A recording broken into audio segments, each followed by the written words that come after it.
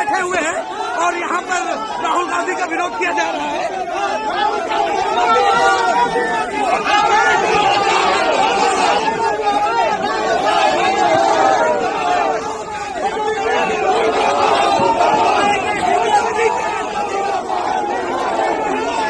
हर गुजरते दिन के साथ भारतीय जनता पार्टी, उसके कार्यकर्ता, उसके नेता राहुल गांधी के खिलाफ पारे को बढ़ा रहे हैं। राहुल गांधी आज रायबरेली में थे और जैसा कि अभी अभी आपने तस्वीरों में देखा, जिस शख्स को राहुल गांधी ने रायबरेली के चुनाव में हराया था, यानी कि नितेश सिंह, वो भारतीय जनता पार्टी के कार्यकर्ताओं के साथ विरोध कर रहे थे। राहुल गांधी से भारतीय जनता पार्टी को क्या दिक्कत है? क्या राहुल गांधी के उस नारे से दिक्कत है जो बिहार में इस वक्त गूंज रहा है, यानी वोट चोर गद्दी छोड़? या फिर भारतीय जनता पार्टी का वो अभियान जिसमें यह कहा जा रहा है कि राहुल गांधी ने प्रधानमंत्री नरेंद्र मोदी की मां का अपमान किया था, जबकि जिस शख्स ने प्रधानमंत्री नरेंद्र मोदी को गाली दी थी वो शख्स पुलिस की गिरफ्त में है, उस शख्स का इतिहास रहस्यमय है। तीसरा, न राहुल गांधी न तेजस्वी यादव ने उसका साथ दिया है।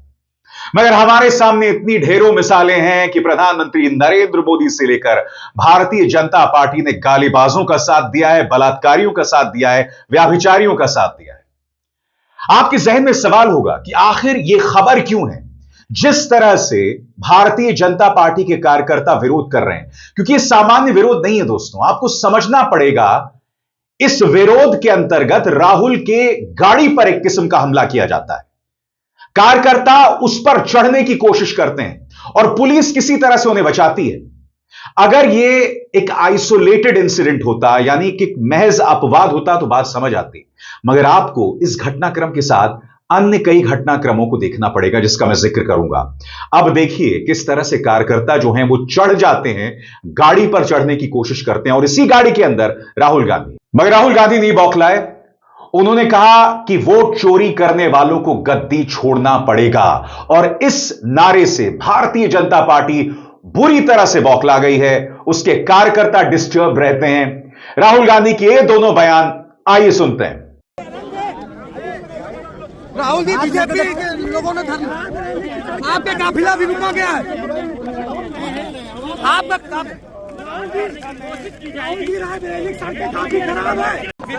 Yeah. See, the main nara these days is vote chor, gaddi chor. And that is being proved across the country. We will prove it again and again and again in more and more dramatic ways. Thank you. दोस्तों, राजनेताओं का विरोध होता है और इसमें दो राय नहीं है। मगर मैंने आपसे क्यों कहा कि यह विरोध सामान्य नहीं है? क्योंकि समानांतर तौर पर भारतीय जनता पार्टी राहुल गांधी के खिलाफ झूठ बोलती है, दुष्प्रचार चलाती है। इस वक्त राहुल गांधी आधा दर्जन मुकदमों में फंसे हुए हैं। सही सुना आपने। और ये मुकदमे आरएसएस के किसी कार्यकर्ता ने जो है वो दर्ज कर दिया है, या भाजपा के किसी कार्यकर्ता ने। आप जानते हैं राहुल गांधी की सांसदी भी चली गई है।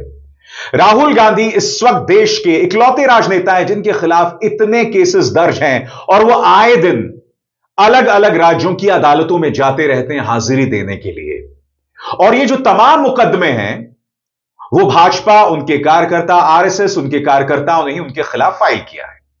और सबसे बड़ी बात यह है कि राहुल गांधी ने जो बात कही है वो इतनी ज्यादा खतरनाक नहीं है, उनसे कहीं ज्यादा खतरनाक बातें, आपत्तिजनक बातें भाजपा के नेता कहते रहे हैं। मगर कोर्ट केसेस का सामना कौन कर रहा है?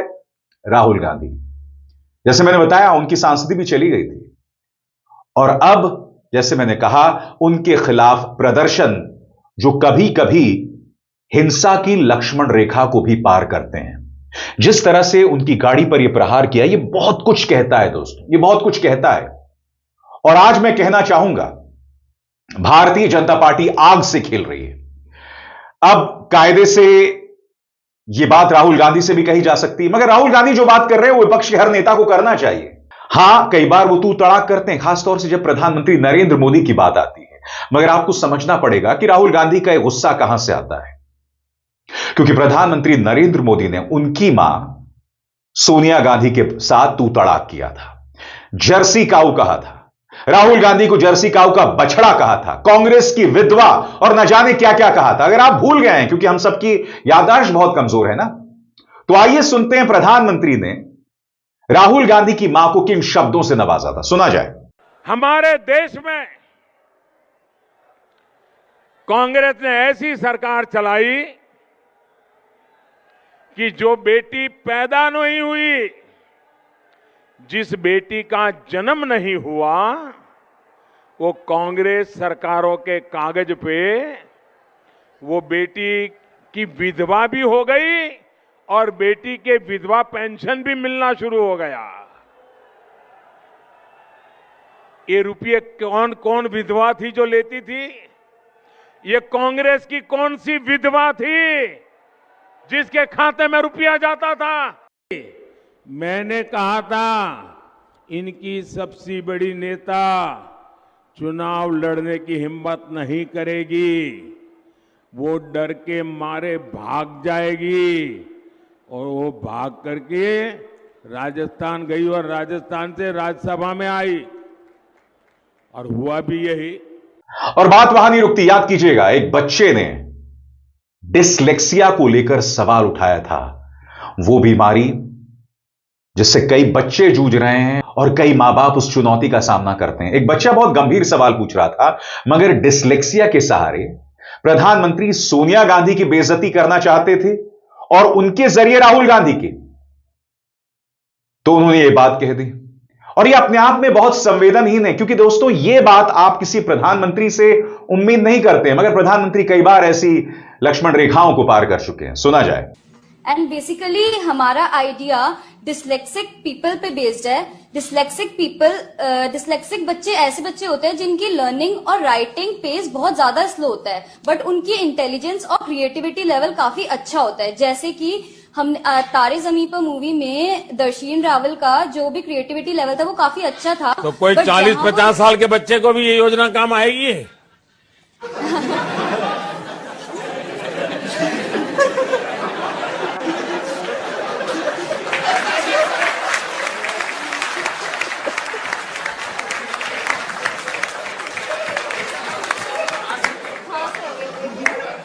हाँ सर, आएगी।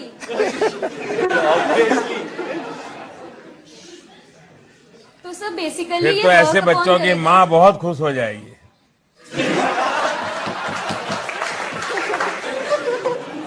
और फिर याद है आपको, चुनावों के दौरान प्रधानमंत्री ने क्या कहा था?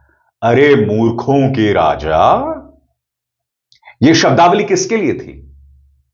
मगर जाहिर सी बात है, आपने कभी उस शब्दावली पर कोई आउटरेज नहीं देखा होगा। यह तमाम बयानात मैं आपको क्यों दिखा रहा हूं? यह बतलाने के लिए कि राहुल गांधी का जो गुनाह है सो नहीं है, वो अदालतों का सामना कर रहे हैं, मगर प्रधानमंत्री तो जो हदों को पार करते हैं वो कोई हद ही नहीं है उनकी। याद है आपको, मूर्खों का राजा बताया था उन्होंने। सबसे बड़ी बात, राहुल गांधी का अपमान करने के लिए उन्होंने बच्चों का अपमान कर दिया था, यह कहकर कि बालक बुद्धि है वो।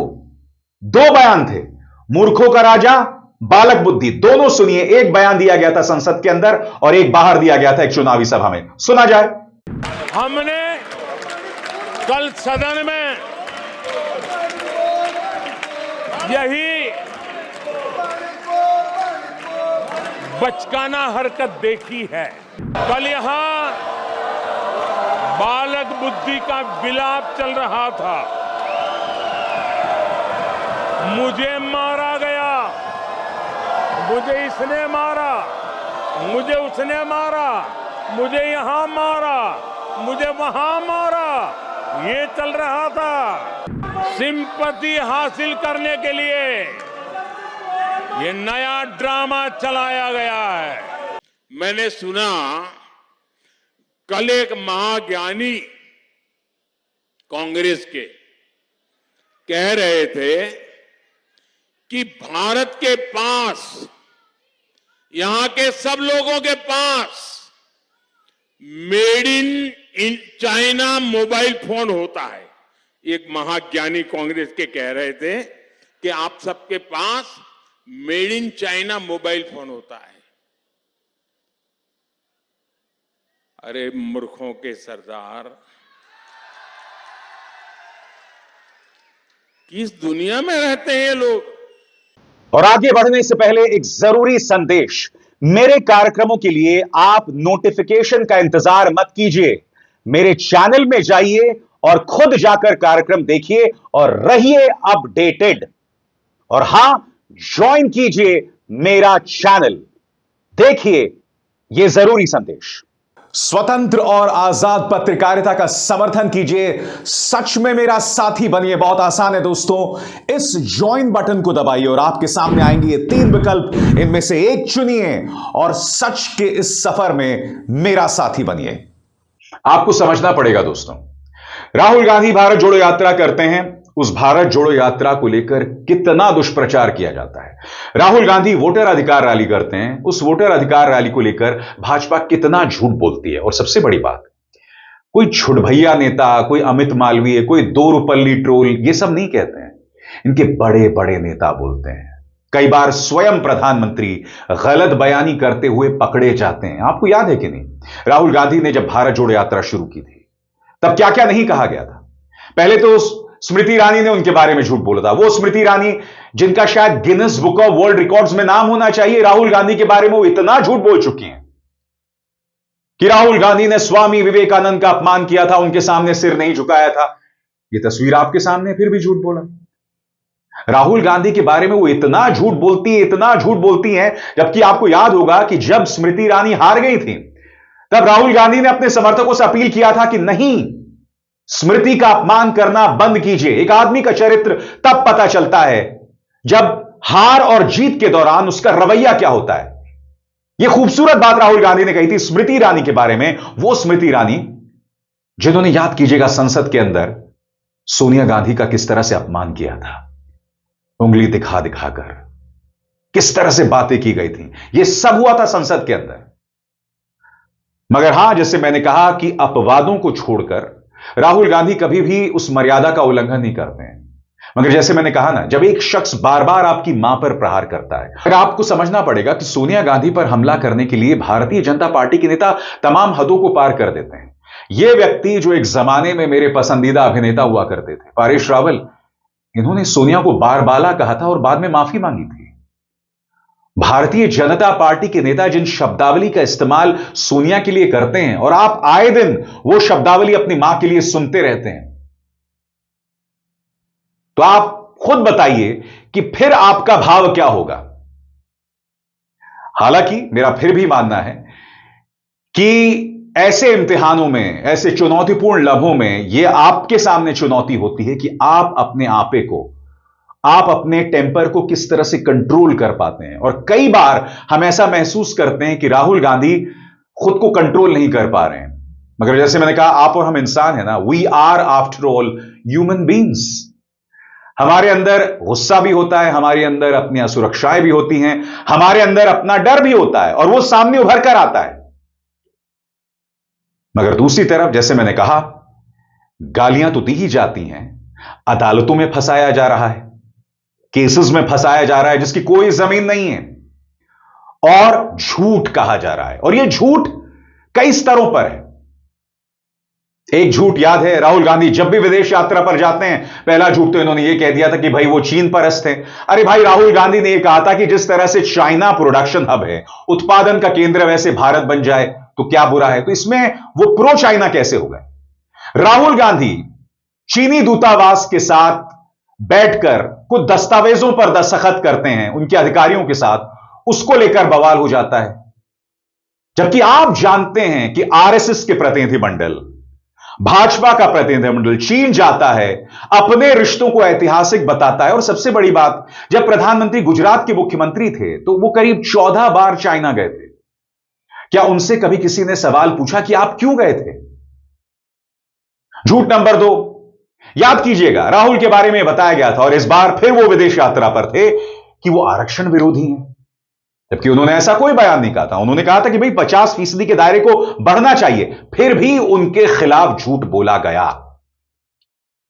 और सबसे बड़ी बात, राहुल गांधी को गुंडा बताना। आपको याद है, गोदी मीडिया ने यह कचरा चलाया था, यह कहते हुए कि राहुल गांधी ने भाजपा के सांसदों को धक्का दिया संसद के अंदर। हमारे पास प्रमाण है। कहां गया वो प्रमाण। जनता आज तक उस प्रमाण का इंतजार कर रही है, या हो सकता ना भी कर रही हो, क्योंकि जनता की याददाश्त कमजोर है।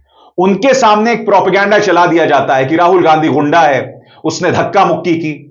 क्या सबूत है कोई नहीं जानता, मगर चूंकि गोदी मीडिया में प्राइम टाइम डिबेट हो गया, इसलिए हर कोई उस पर विश्वास करने लगता है। मैं फिर आपसे पूछना चाहता हूं, वो जो प्रोपेगेंडा चलाया गया था, उसके प्रमाण कहां हैं? और ये जो तमाम बातें मैं आपको बता रहा हूं, क्यों बता रहा हूं? अब इसको जोड़िए इस विरोध प्रदर्शन के साथ, जिसमें भाजपा के कार्यकर्ता जो हैं, उनकी कार की बोनट पर चढ़ने की कोशिश करते हैं। यहां वो अंधभक्त हैं जिनके अंदर जहर भरा हुआ है।